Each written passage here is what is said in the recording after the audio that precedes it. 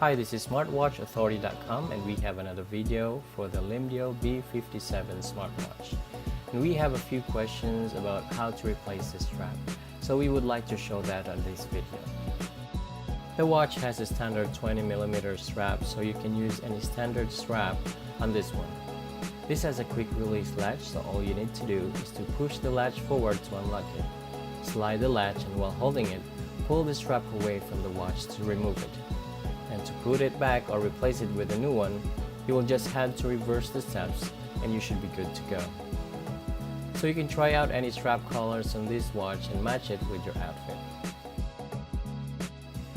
So that's it for this video. If you have any questions or suggestions of what you want to see in the next video, please comment down below. If you find this helpful, please give this video a like.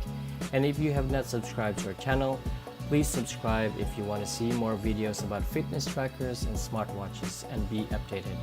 Don't forget to click on the bell icon to get notified with our new videos. Thank you for watching. See you till next time.